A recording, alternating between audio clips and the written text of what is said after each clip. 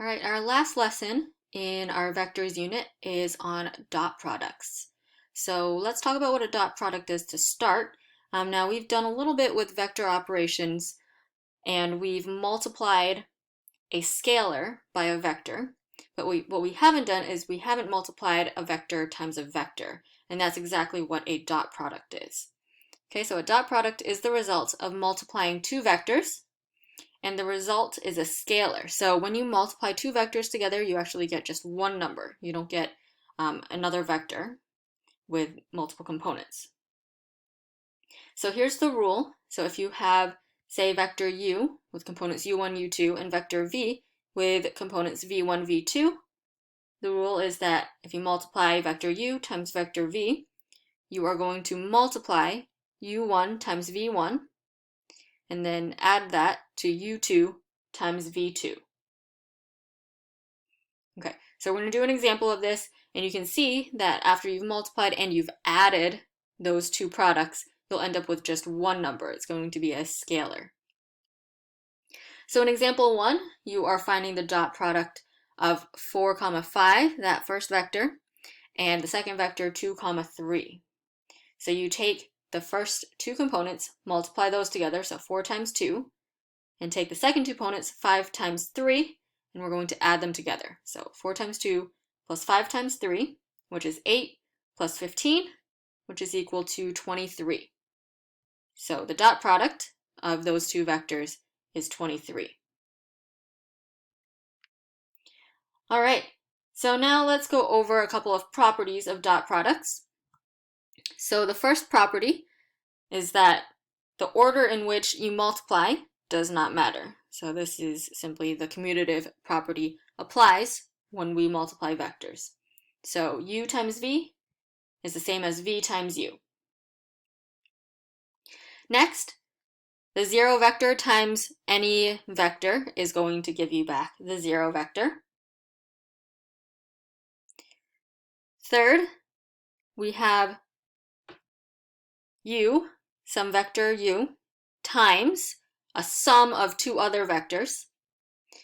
You can also say that's equivalent to u times v plus u times w. So essentially, this is the distributive property applying to dot products.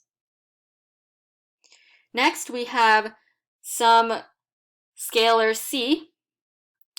If you were to multiply that with a dot product, you can either multiply the product of the dot product, that would be the same as if you were to multiply one of those vectors by the scalar before multiplying by the second vector.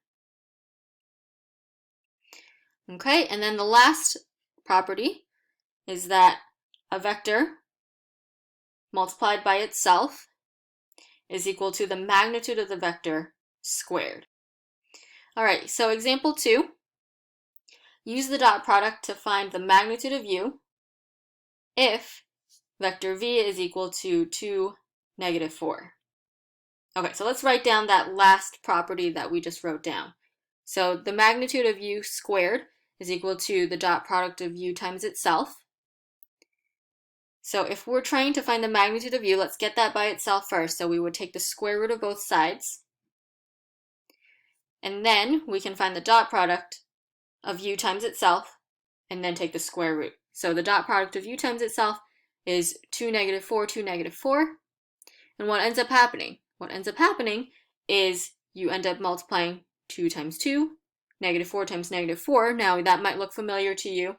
That is really just finding the magnitude, right? 2 squared and then -4 squared, right? So we're really just doing the same thing as finding the magnitude. It's just another way of showing how we are actually just multiplying a vector times itself. So we end up with 4 plus 16, which is the square root of 20. Next, we're going to talk about finding the angle between two vectors that are given to you. So the angle between two non-zero vectors is the angle theta, such that theta is between 0 and pi,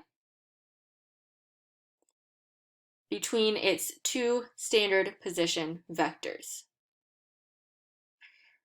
Okay, so first this is saying that the angle because if you have two non-zero vectors, they're actually two angles, right? So there are always going to be two angles. One's going to be on one side of it, one's going to be on the other side of it. So what this is saying is this is going to give you the angle that's between 0 and pi. It's going to give you the smaller angle. Okay, so let's say here we've got two non-zero vectors. We'll call them u and v. And so what we're going to talk about, the formula we're going to talk about, is going to give you the angle between them. So this angle here, not the other one on the other side, which is bigger than pi, but the one that's on this side, which is clearly smaller than pi. Okay, so here's the rule.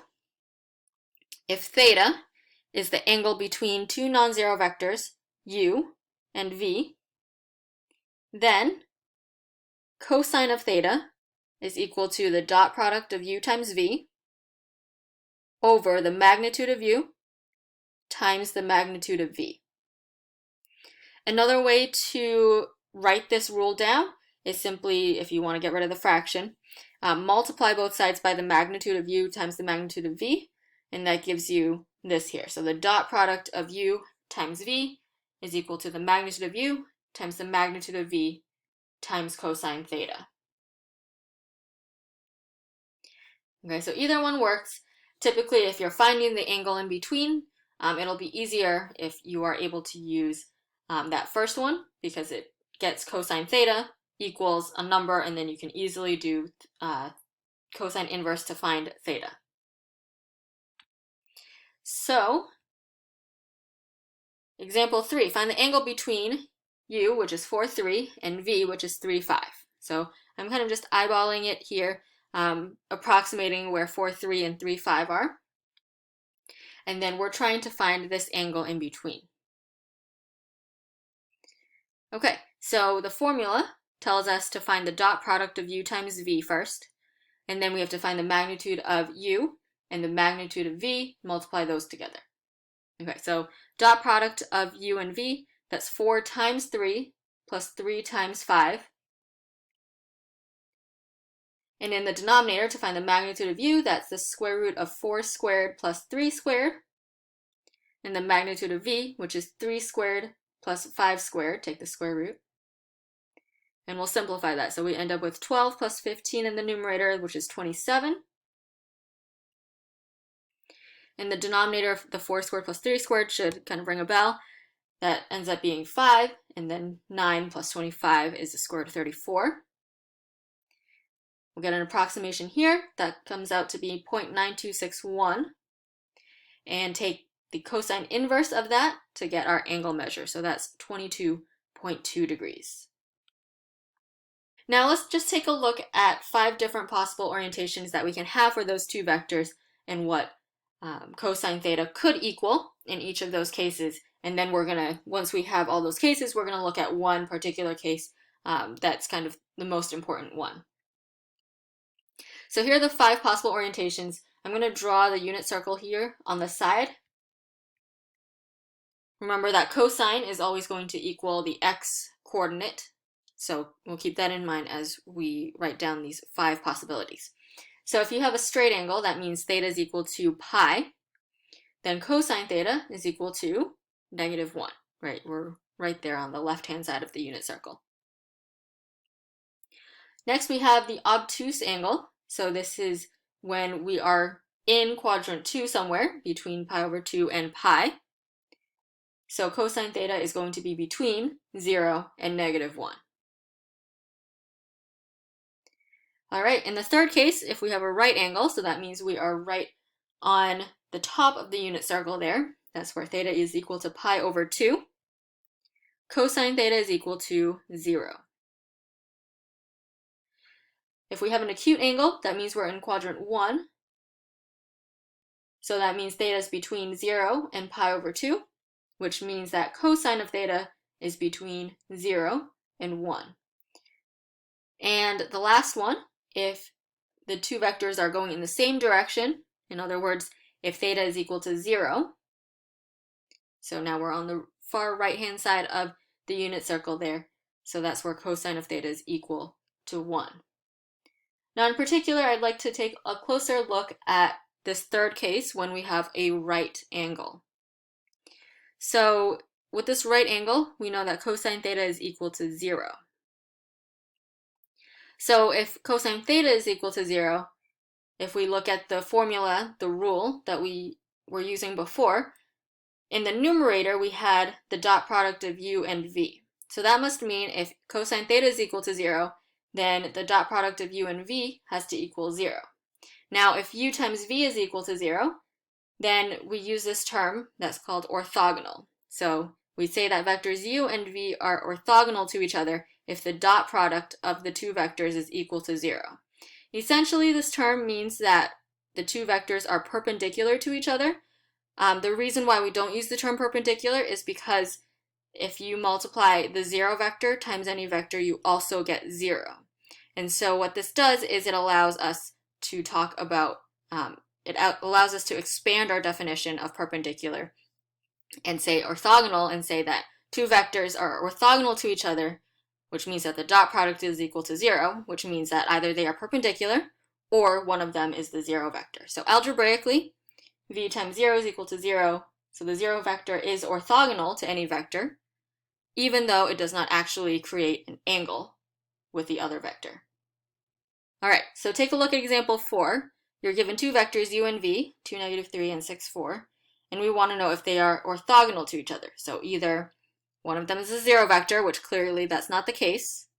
So if it's not the case that one of them is a 0 vector, then that must mean orthogonal has to mean that they are perpendicular to each other. It must mean that theta is equal to 90 degrees or pi over 2, which must mean that cosine of theta has to equal 0. Okay, so I'm just going to draw them out. Here's 2, -3, and 6, 4. Now, at this point, it looks orthogonal, but we need to verify algebraically that it actually, in fact, is. So u times v, the dot product of u and v, is 2 times 6 plus -3 times 4. So that's 12 plus -12, which is equal to 0. So when the dot product equals 0, that means cosine theta equals 0, which must mean theta is equal to pi over 2, which means that they are, in fact, orthogonal. So our answer here is yes. So if you can show that the dot product is equal to 0 in any case, you know that the two vectors are orthogonal to each other. If you know that neither vector is the 0 vector, then you can actually, in fact, say that it is not just orthogonal, but perpendicular, right? Because orthogonal includes cases where one vector is equal to 0, is algebraically a 0 vector times another vector is equal to 0.